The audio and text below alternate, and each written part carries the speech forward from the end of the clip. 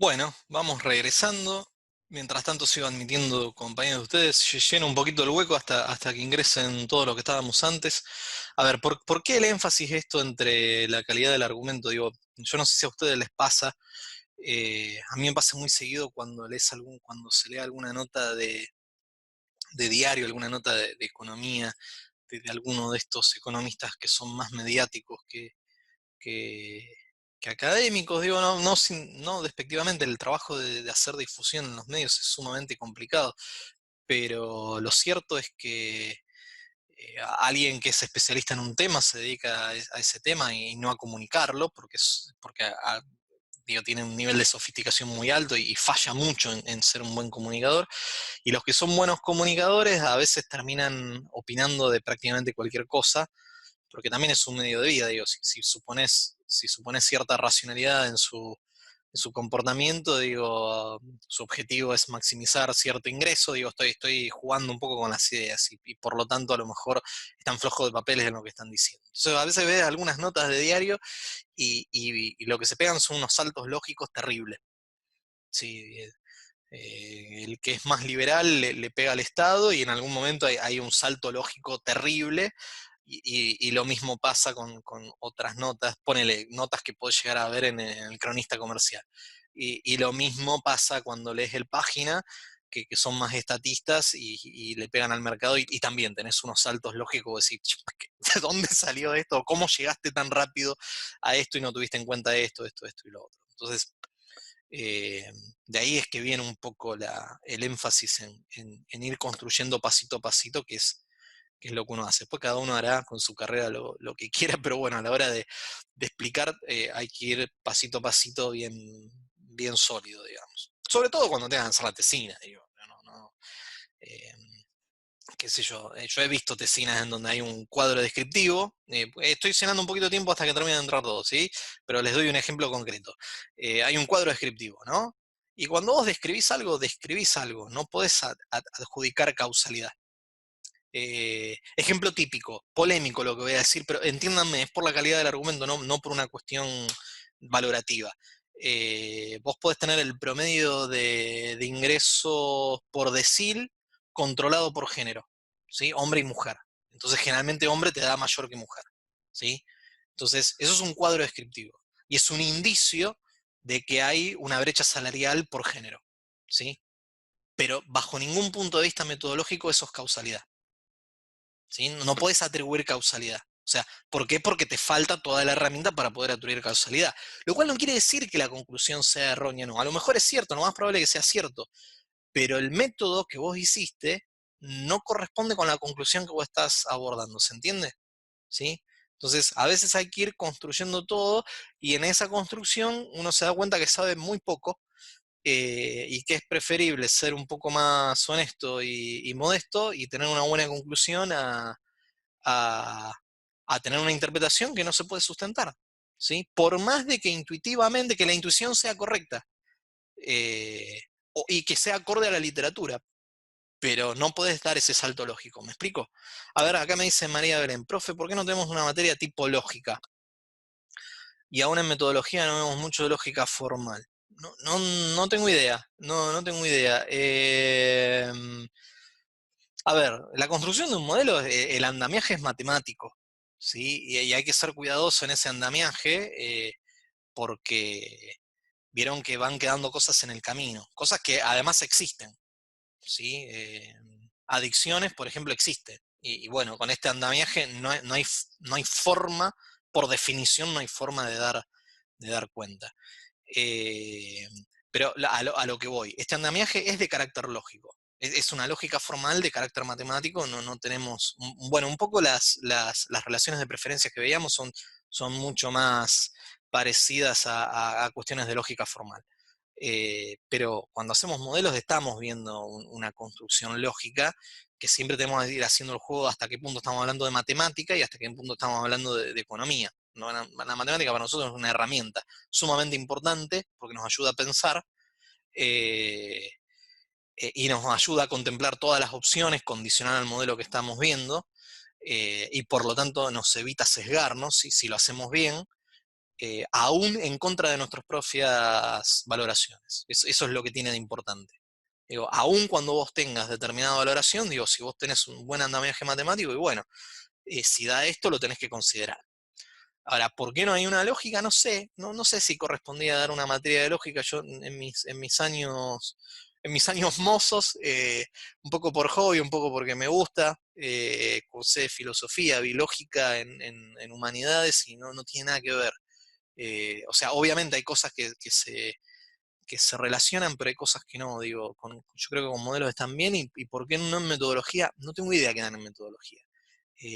Hay una epistemología, eh, a ver, en una de las mejores materias que tuve en filosofía fue epistemología, que la daba una señora que era fantástica, una señora grande, que era un animal, era de esas personas que de una inteligencia eh, fina, es una cosa genial. Y recuerdo que en ese curso de epistemología nos explicaba que no hay una epistemología, ya no se puede hablar de una epistemología general, sino de una epistemología específica, una epistemología de la física, y ni siquiera de la física, sino de la física cuántica, de la física mecánica, y lo mismo sucede con la economía. Así que para mí la discusión va por ahí, pero no tengo la más pálida idea de qué se da en metodología, no sé, la verdad que no sé. Bueno, nada, perdón, no pude contestar esa pregunta, pero no sé por qué carril va esa materia. Bueno, sigo entonces, seguimos un poquito con las definiciones. A ver, déjenme que configure. A ver, listo. Bueno, a ver, déjenme que me sitúe yo, porque ahora me perdí yo. A ver, ¿qué habíamos visto antes? Entonces, ¿qué es lo que sucede, digo, cuando empezamos a contemplar la posibilidad de encontrar más de dos variables? Digo, porque hasta ahora las definiciones que veníamos viendo eh, son un poquito sencillas, ¿sí? Entonces, siempre la idea es pensar sencillo, después ir escalando, ¿sí? Entonces, una forma de verlo es con otra notación. Digo, antes veíamos función y tomábamos dos puntos. A ver si, acá está. Teníamos una función, tomábamos dos puntos de esa función, trazábamos un arco, y con eso podíamos tener una definición de si era convexa o si era cóncava. Otra forma de verlo es con notación matricial.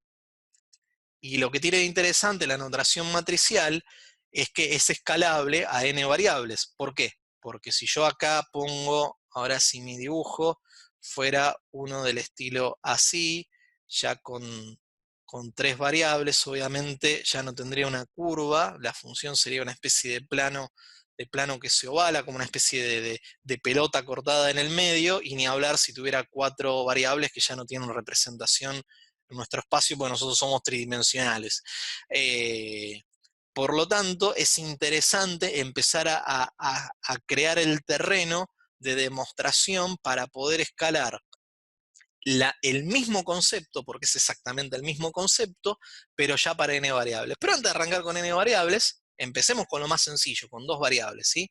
Entonces, esto es un poco lo que ya venimos viendo, sea una función cualquiera con dos variables, que sea continua y doblemente diferenciable. Un poco, de nuevo, la idea de continuidad nos saca de encima las famosas paradojas de Zenón. No sé si recuerdan las paradojas de Zenón, digo, que son problemas Sí, ok, son muy buenas problemas, las paradojas, ¿no? De la bueno, tortuga y la liebre. exacto, la famosa tortuga de la liebre, o de Aquiles y la flecha, digo, son todas variaciones del mismo punto, es decir, de dónde trazas el límite. Hasta que no existió el cálculo infinitesimal y la definición de límite, las paradojas de Zenón siguieron siendo paradojas. Después de eso se empezaron a solucionar, ¿sí? Eh, pero un poco la idea de continuidad y un poco de la idea de continuidad siempre está detrás, ese problema que marcó Zenón no sé, es anterior a Platón, así que debe ser 300 a.C., por ahí más o menos.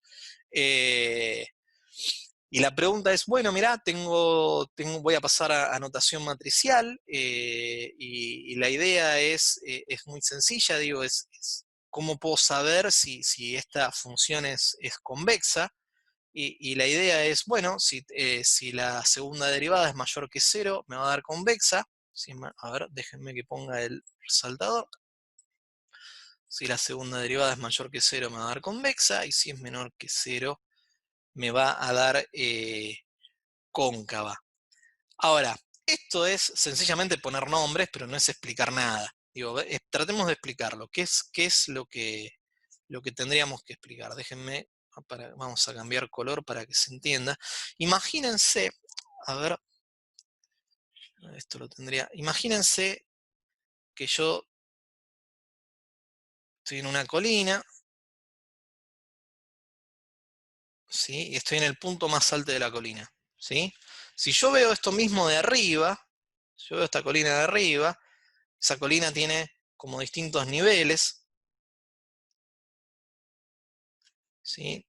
Que los voy a ir viendo acá, y cada nivel es un número más alto hasta que llego acá, que es donde este sería mi cabeza, quedaría un huequito acá porque me estoy quedando medio pelado, pero sería acá. La pregunta es, si yo estoy dentro de esa colina, digo, yo puedo descomponer cualquier movimiento. Recuerdan que yo puedo representar un movimiento como si fuera un vector. ¿Se acuerdan de esto? Esto es casi secundaria, digo. Si yo tuviera un vector acá, que tiene determinada magnitud y orientación, yo puedo descomponerlo en dos vectores que sean ortogonales entre sí.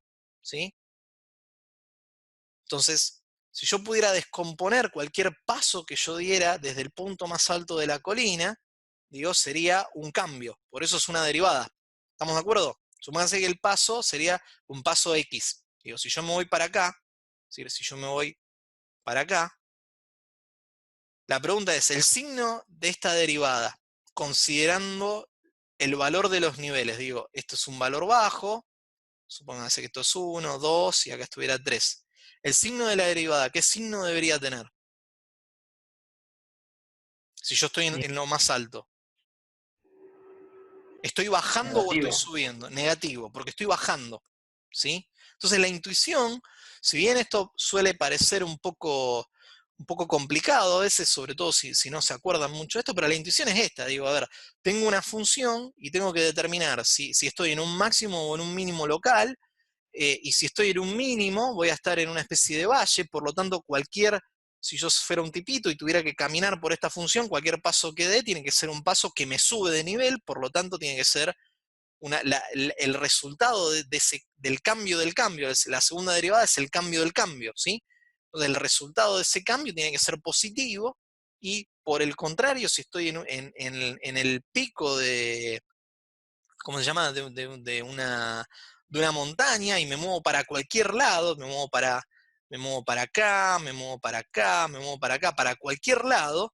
Bueno, ese paso que estoy dando o esa serie de pasos que voy a estar dando, en tanto y en cuanto me aleje del punto máximo, tiene que ser negativo. Entonces, la, la, la intuición que tiene la definición de función estrictamente convexa o estrictamente cóncava, que recordemos, digo, es otra forma de verlo, ahora con notación matricial, la intuición que estamos tratando de ver es esa, es tan sencillo como eso, ¿sí? Entonces, si bien estamos armando lenguaje, siempre antes de etiquetar las cosas, preguntémonos de qué diablos estamos hablando, porque si no repetimos palabras, eso es tal cosa, pero no entendemos qué es esto tal cosa. Bien, ¿qué es lo que estamos haciendo? La intuición es esa, a ver, si estoy en un punto lo más alto posible, y si es el punto local más alto posible, me vaya hacia donde me vaya, ya sea en 2D o en 3D, me vaya donde me vaya, y voy a estar dando un paso hacia abajo. Y si es un paso hacia abajo, voy a estar bajando de nivel, y si estoy bajando de nivel, esa derivada tiene que estar siendo negativa. Y lo mismo si estoy en el punto más bajo de un valle, cualquier paso que yo esté dando para arriba, tiene que ser positivo. ¿Se entendió este punto? Espero que sí, espero que sí. Eh, Ahora bien, a ver, ¿todo el mundo entiende cómo se llega a esta parte de acá? A ver, déjenme que haga el resaltador para que... ¿Todo el mundo entiende cómo se llega a esto? Con confianza. Tengo que ver si esta parte se entiende o no. ¿Todo el mundo entiende por qué estoy haciendo esto? ¿Están ahí? ¿Me escuchan? ¿Hola? ¿Gente? Sí, se entiende, profe. Va. De hecho, en micro uno es una pregunta de examen esa, muy interesante, así que creo que la recordamos. Bárbaro. Sigamos entonces.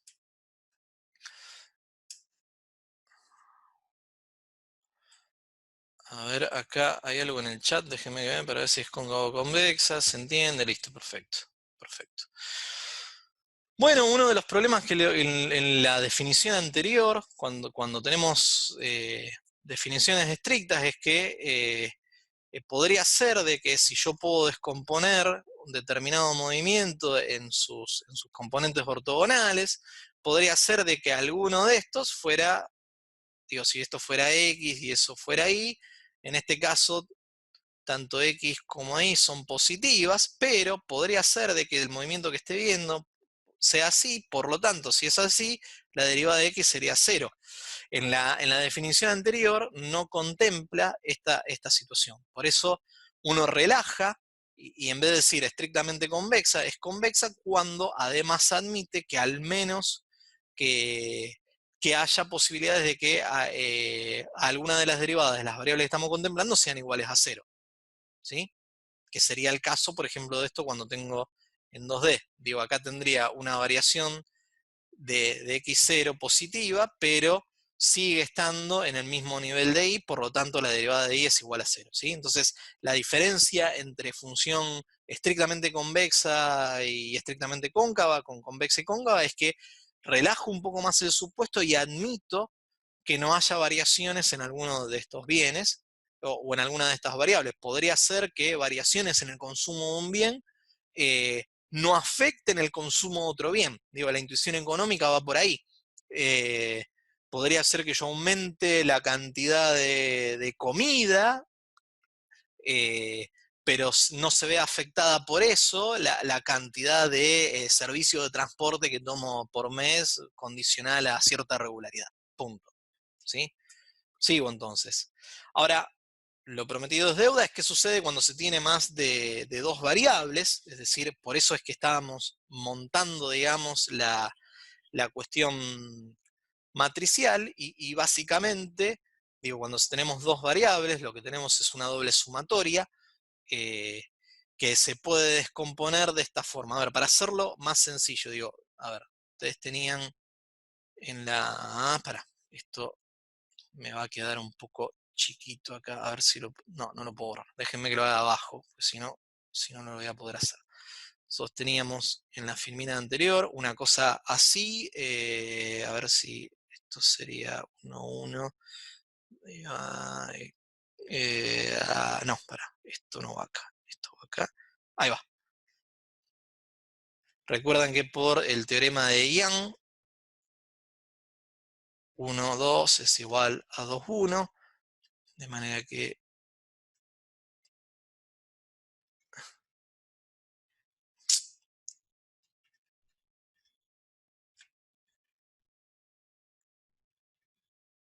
ahí va. Eso es lo que habíamos visto en la filmina anterior, ¿sí? La doble derivada me daba este resultado. Ahora, si yo lo quiero expresar esto en función matricial, lo que puedo decir es que tengo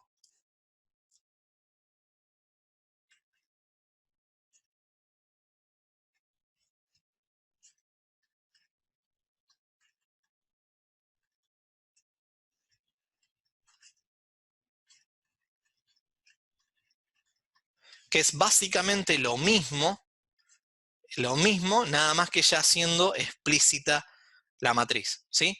Esta matriz que vemos acá es nuestra famosa, que acá está con m variables, con n y m variables, acá no se nota que es una n y una m, es la famosa matriz hessiana, ¿sí?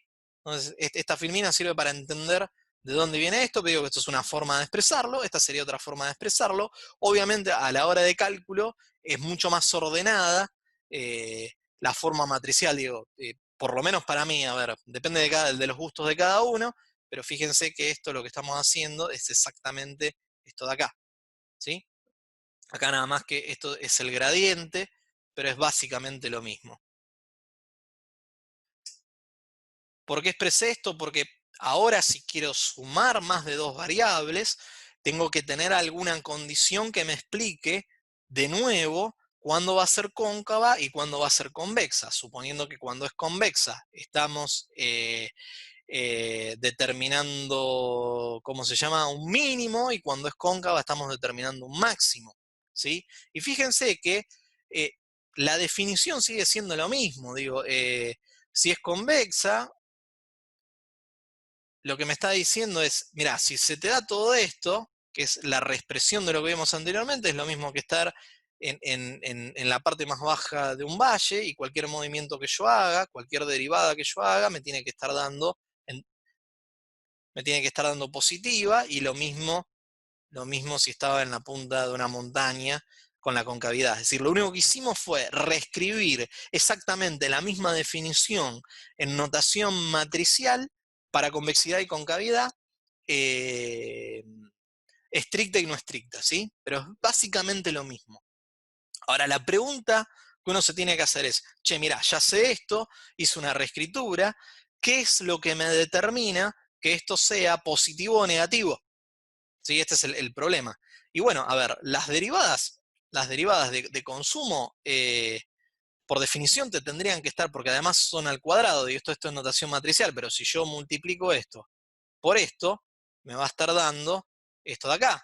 Y esta matriz, al ser cuadrada, si tuviera algún término negativo acá y un término negativo acá, se anulan mutuamente, por lo tanto, por definición me va a dar siempre positivo. Si esto me da siempre positivo, todo el intríngulis de si esto es positivo o negativo va a estar dado por la matriz del Hessiano.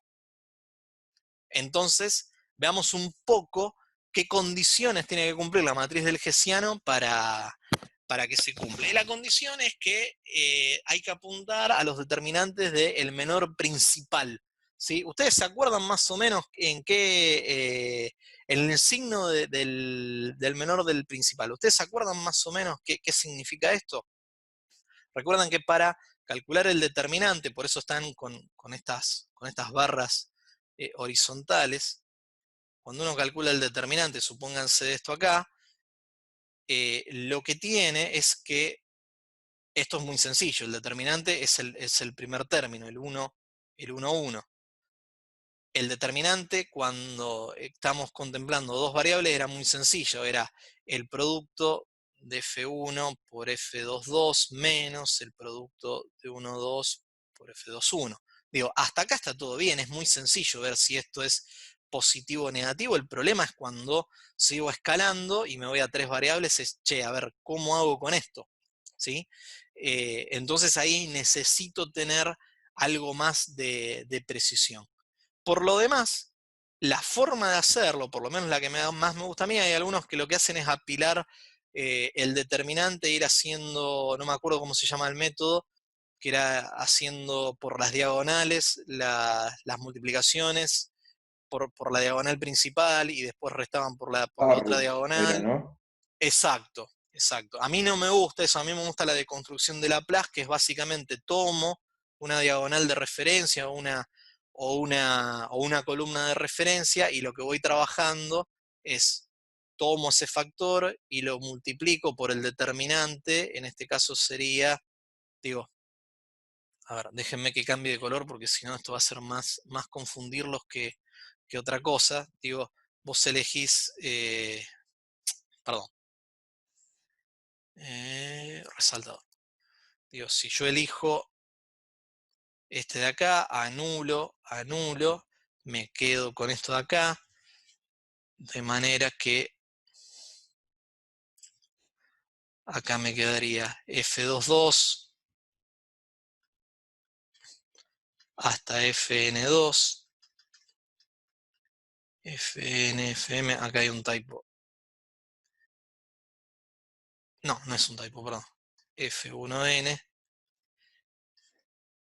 más, perdón, 1 menos el grado, esto sería 1 más 1, porque es el grado más y después en el segundo paso haría lo mismo, hasta que lo vas terminando, ¿sí? Entonces, generalmente esto es complicado, es sumamente matemática. La idea es ver cómo caen los signos de los determinantes, ¿sí?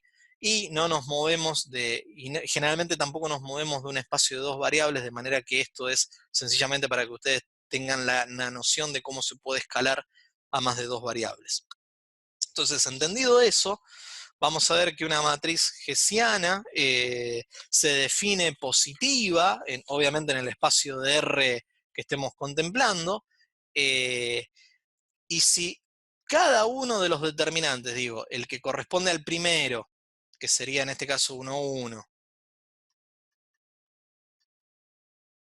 ese sería el 1, ¿no? Si este es mayor que 0, si después y tenemos el 1, 1, 1, 2, 2, 1, 2, 2, que sería el H2. Digo, y siempre voy ampliando por la diagonal principal, también es mayor que 0. Y así hasta que llego al n, ¿sí? Hasta que llego al n. Y cada uno de los determinantes que fui calculando son mayores que 0, entonces puedo asegurar que esa matriz hessiana es convexa. Perdón, que la función asociada a la matriz hessiana es convexa y punto. ¿Sí? Es una forma de ver, es decir, ¿qué fue lo que hicimos? Fue escalar para más variables, para más de dos variables. ¿Cómo se hace la escalación? A través de matrices. ¿Qué tengo que ver con las matrices? Tengo que ver el signo de determinante. ¿Qué me permite a mí contemplar que esa función sea convexa y por lo tanto que esté viendo si estoy calculando un mínimo o un máximo? Si es convexa estoy calculando un mínimo. Es que los determinantes de los menores principales, es decir, de la diagonal, digo, si yo tengo n elementos por acá y n elementos y voy tomando cada uno de los, es decir, voy tomando cada uno de los determinantes menores hasta completar todo, si cada uno de ellos me da signo positivo, entonces puedo asegurar que mi función es estrictamente convexa, ¿sí? Si cada uno son estrictamente positivos. No sucede lo mismo con negativos, es decir, empiezan a oscilar. ¿Sí? Entonces siempre lo que hay que acordarse es que el primer paso, es decir, el F11, que te va a definir el H1, sea negativo, el segundo tiene que ser positivo, negativo, positivo, negativo, positivo, negativo, y según donde termine, si n es par o n es impar, te va a dar cóncava. ¿Sí? Esto es para cuando ya uno tiene la definición para muchas variables, pero siempre estamos haciendo la misma intuición. Si yo estuviera en una montaña n-dimensional, digo, esta es una montaña bidimensional, ¿sí? Si yo estuviera en un mundo n-dimensional y me moviera en cualquiera de esas n dimensiones para cualquier lado, bueno, estoy acá o estoy acá. Siempre estamos tratando de contestar esa pregunta, ¿sí? Nada más que nuestra imaginación no nos puede dar una representación n-dimensional. Y finalmente, que esto también es materia de confusión, es la matriz hessiano-Orlada, ¿sí? Y que sirve para cálculos de, ¿cómo se llama? De funciones con restricción, de optimización con restricción, ¿sí? Entonces fíjense que la orla,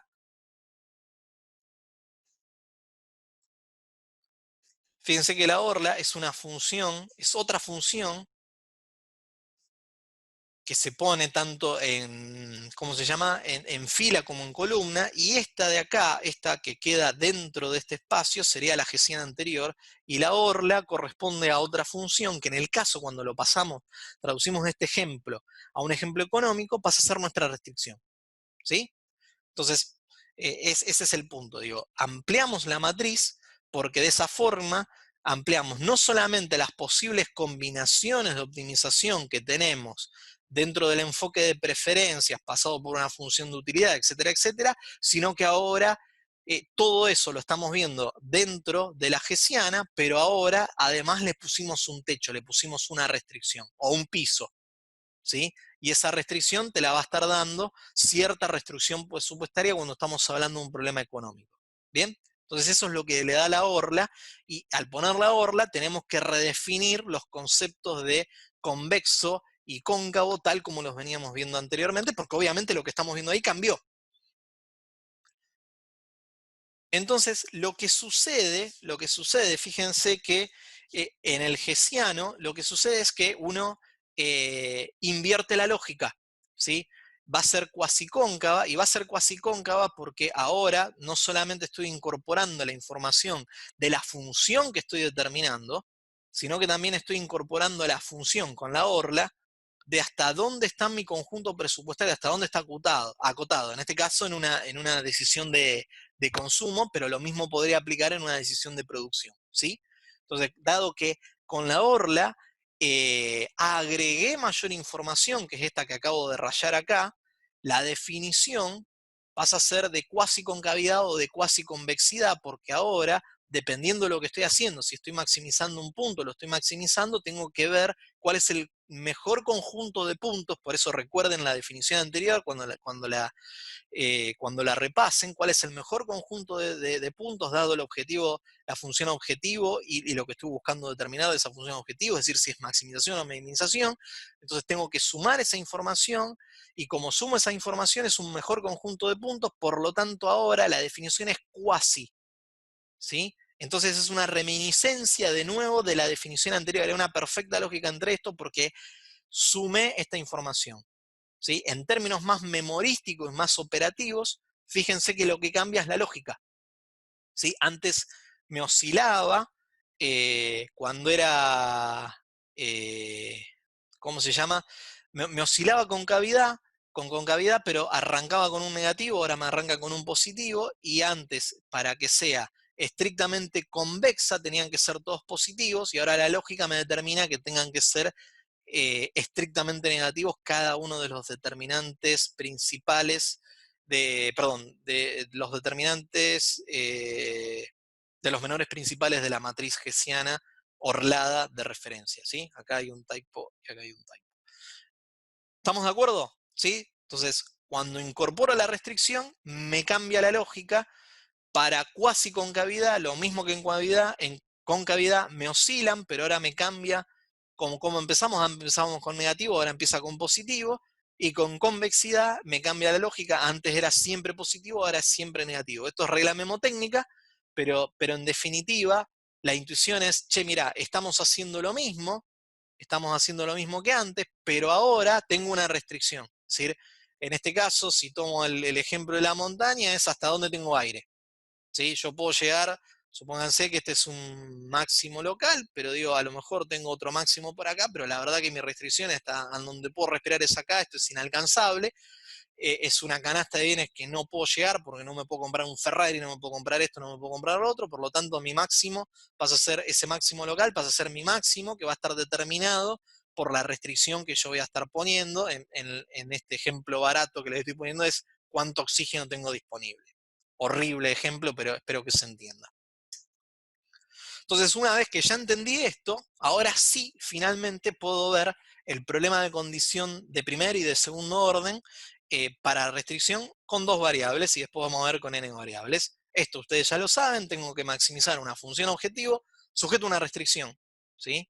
Entonces armo un lagrangiano, que es sencillamente el lagrangiano tiene la magia esta de que lo que hago es sumar cero, ¿sí? Digo, multiplico mi función de restricción, y esto es lo que tiene bello, que después cuando vemos las condiciones de primer orden, digo, recuerden que, supónganse que esta fuera mi restricción,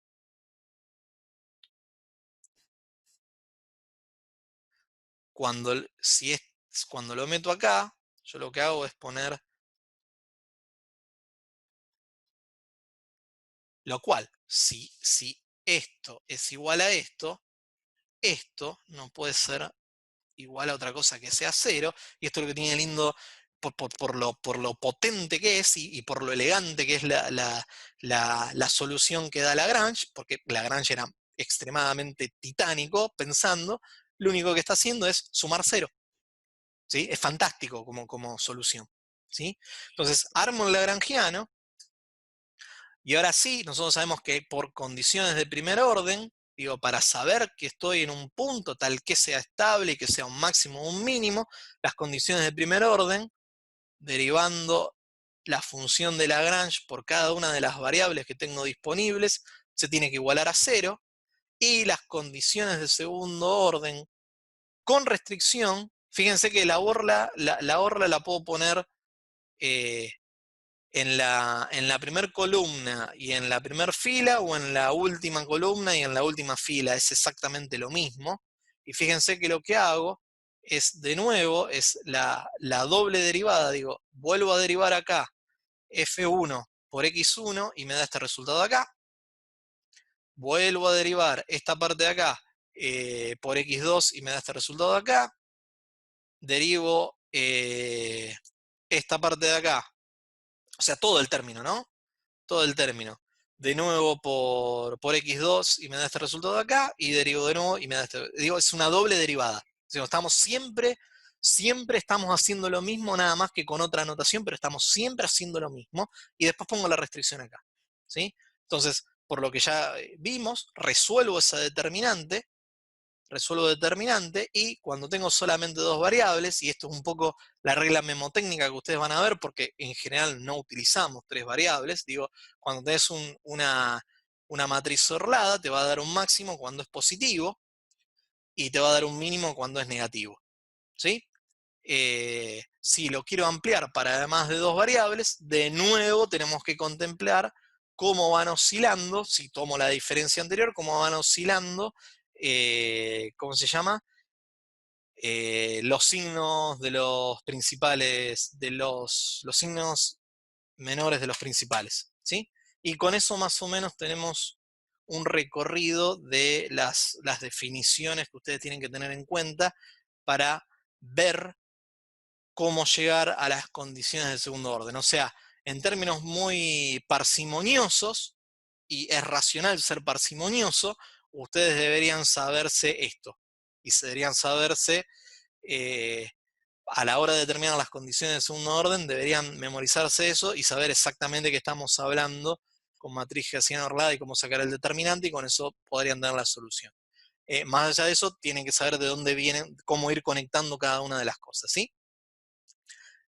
Y con esto para n variables, acá les dejo la bibliografía de todo lo que tomé. La parte matemática, miren, esas son notas que yo fui acumulando. Tengo una edición viejísima del Alphachian, tengo una edición más nueva, que acá ese libro no lo vi, que lo compré por Book Depository, que es otra matemática para economistas, que lo fui mezclando con el Alphachian, y después tengo análisis,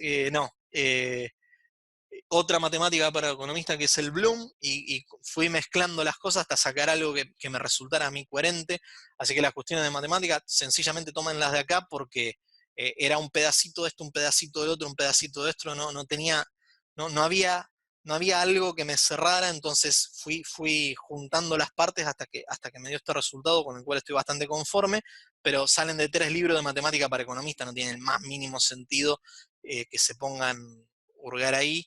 En todo caso, si tienen el Alphachian, que es un gran libro, siempre es bueno tener algún libro de matemática para economistas dentro del baúl, usen ese.